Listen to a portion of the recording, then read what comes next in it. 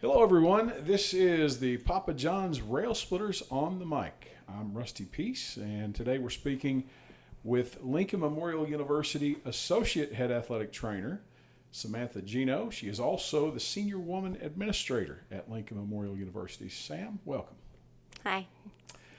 Let's talk about your duties here at Lincoln Memorial. Obviously, they have changed somewhat, but you're in a very unique situation because not only are you an employee here, not only did you play collegiate sports, you played soccer here at Lincoln Memorial University.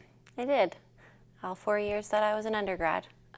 So it gave me the opportunities that I have now, growing as that collegiate athlete, not only here, but in my previous position as a graduate assistant at another university. So being a collegiate athlete isn't always easy. You're faced with the random schedules, and you don't necessarily know what's going to happen that day. You have conditioning, you have study hall, you have practices, you have games, home and away, you have to work around a travel schedule. And I just remember being a freshman 500 miles away from home, and my coach had made my first semester schedule. I didn't know what I was doing. I was in classes that I probably shouldn't have been taking as a freshman, and it was overwhelming because I was in season, but it was something that I had to learn. And I think as a collegiate athlete, I learned a lot of my time management skills that I'm able to apply now in my job, which is why I'm able to hold a few different roles here in the athletics department. So let's go back to you're leaving your collegiate eligibility behind. You have basically exhausted that. You've graduated. Was it difficult for you to make the transition from a student athlete to a graduate assistant and then eventually an employee? So initially it was incredibly difficult. Obviously, being an athletic trainer, I'm still around athletes. I'm still working within collegiate athletics, which I'm incredibly grateful for. And I did a graduate assistantship at Columbus State where I worked with their volleyball team.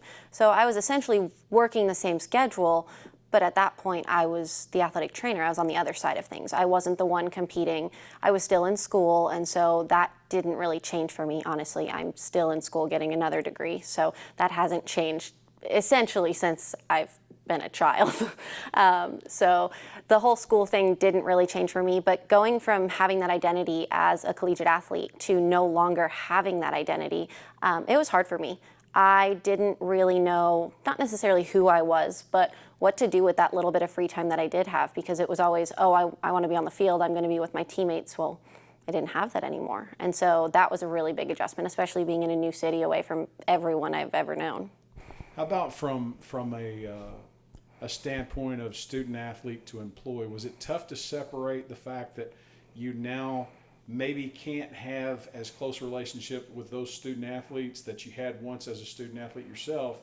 Now you're an employee, now you're maybe a GA or a member of the athletic training staff, and so you have to separate certain things. So not being incredibly far removed, I was 3 months graduated when I started my graduate assistantship, so I was the same age as some of the athletes that I was working with. So it was really difficult at first to know what those boundaries had to be.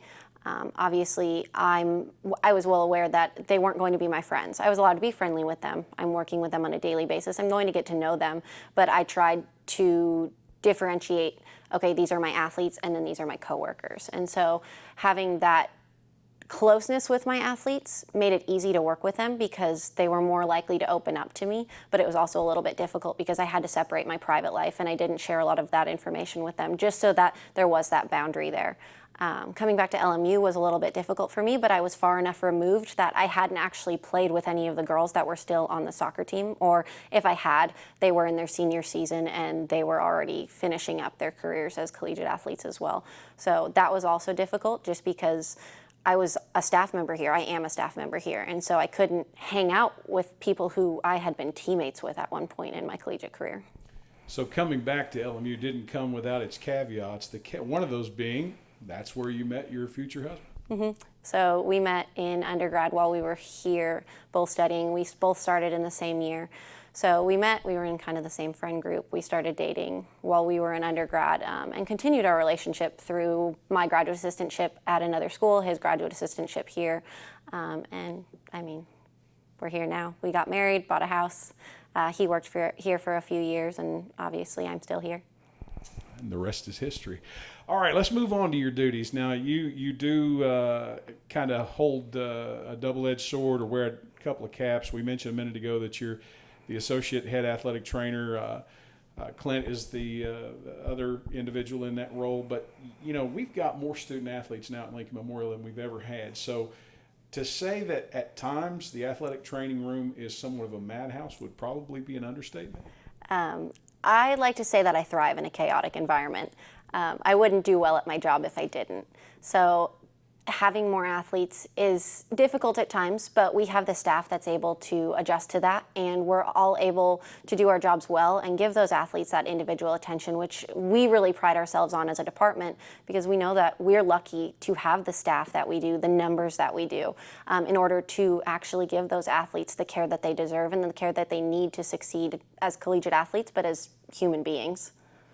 So, if you will, I mean, how does it affect your daily routine, depending on the number of student athletes that need that attention for care, prevention, and treatment of athletic injuries? So I have about 60 athletes that are under my direct care. That doesn't mean I'm not helping with other athletes on other teams, but the 60 between women's soccer and men's and women's tennis are directly report to me if they have an injury, if they're sick, if they woke up with a sore throat, anything that goes on, if they're having any sort of mental health issues. I'm their go-to person, and I pride myself on being able to give them the care that they need and deserve and that individual attention. Obviously, there are never enough hours in the day in order to do that with every single person, but they don't all always need something at the same time. I mean, there are days where I work 8 hours, there are days where I work 14 hours, and I've told my athletes time and time again, I will skip my lunch for you, I will stay late for you, I will come early for you. And I think that's a big part of this profession is we know that we're giving our lives to these athletes in order for them to have that 4 years of eligibility and compete at the level that they want to compete at. Now, having said that, and being assigned to various teams, I'm sure that there's certain student athletes, or maybe all of them, that have your number on speed dial. Is there ever a day that you just wake up and say, you know what, I really don't want to go to school today? Sometimes. I mean, I think everyone feels that way about work. I've learned to turn my phone on Do Not Disturb after a certain point in the day because I know I will answer their texts all night long if I allowed myself to. And so when I do get home and I do have that downtime, I try and separate myself from work because I know otherwise I'm going to work 24/7, and that's not necessarily healthy either. All right, let's flip the hat around. Now you're going into a new role in addition to your associate head athletic trainer positions, or duties rather. Senior Woman Administrator. What does that add to the plate for you? A lot, actually. It's given me the opportunity to kind of get to know a lot more of the athletes outside of the ones that I work directly with on a daily basis. I've tried to touch base with athletes on other teams, let them know who I am, what I'm here for, and what that role really entails. I think we've done a much better job in the past several years explaining to our athletes what the Senior Woman Administrator is. I'm just another person that gives them someone to come to and talk to. And being the athletic trainer that I am, they all see me on a more regular basis than they might see some of our other administrators because I'm a lot more in the open, I'm a lot more in the midst of things. And so I think having me in this role has given them almost a more comfortable situation to come and talk if there's an issue or something that they want to talk about. Let's go back to the original statement that we made earlier about you being in a unique situation, being a student athlete here during your collegiate career, going to do a GA position somewhere else, then coming back as an employee. How has this university changed for the better since your days as a college athlete, and what do those student athletes enjoy now that maybe you didn't have when you were? Oh my goodness, so much has changed. In my profession alone, our athletic training department has at least doubled, if not tripled, since I started in undergrad, and it wasn't that long ago either. So that tells the athletes that we're investing in them. And I think it lets them know that we want them to succeed, we want them to be healthy, we want them to be safe. But even outside of that, the athletics facilities have grown exponentially. There's an entire valley of sports that didn't exist when I was here in undergrad, and that was 5 years ago. So we're constantly growing, we're adding sports. I know since I was in undergrad, we added men's and women's lacrosse my senior year. Beach volleyball and men's volleyball got added not long after I graduated, and now we're adding men's and women's wrestling and field hockey. And that's just helping to grow the university as a whole.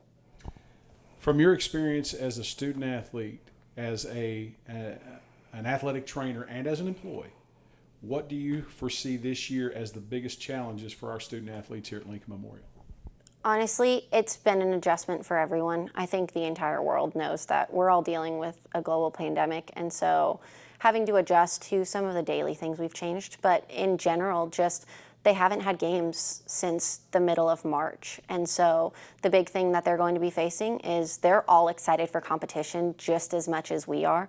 And I think the biggest challenge is going to be getting back into it and getting back into that normal game routine while everyone else is competing, because all 23 of our sports are going to be competing at the same time, which is incredible and terrifying at the same time as an administrator and athletic trainer.